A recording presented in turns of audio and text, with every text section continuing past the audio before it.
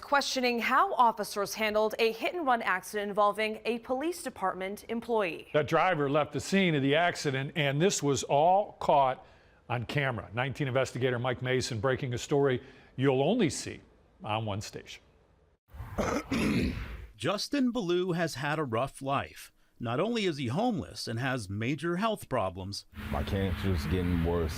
He also lost his job after someone busted his bike during a hit-and-run accident. A lot of things in my life haven't been right, so I got to suck it up and just take it.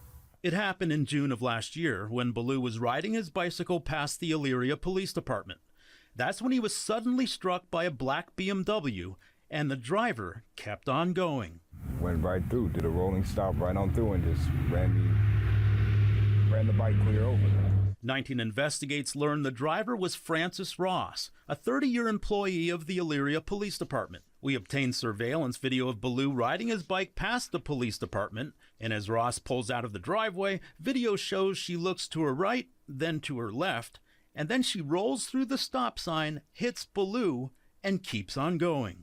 Ballou's bike is all bent up. He seems confused about what just happened.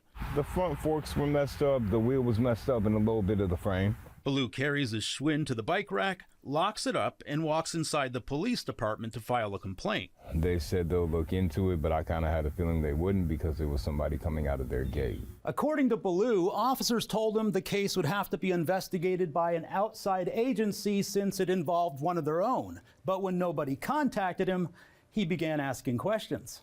The prosecutor told me there was nothing had been transferred up there. They don't have any record of the case, and Elyria said they didn't either.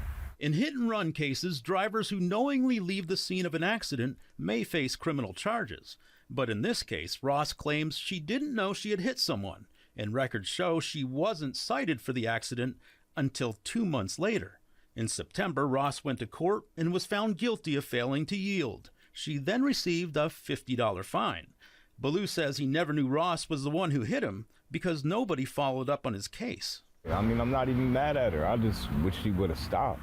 We contacted Ross by email. She replied saying, "Clearly I never saw nor felt the accident occur. I certainly would have stopped and responded accordingly if that were the case." She went on to say, "Once I was made aware of the accident, I attempted contact with the bicycle owner, who was uninjured, to offer to repair or replace the bicycle. Contact was unable to be made.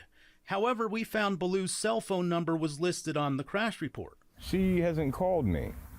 Never. No. I would remember something like that. I've had that phone number for over 5 years. I even asked for a replacement bike, like anything, and they didn't. Well, we can't just do that. I get it. Okay. Thank you, anyway. We should note that Ballou was riding his bicycle on the wrong side of the road, but he wasn't cited for it. The city tells us the case was referred to a North Ridgeville prosecutor. After he reviewed it, he determined that Ross should be cited for failure to yield. Mike Mason, 19 News.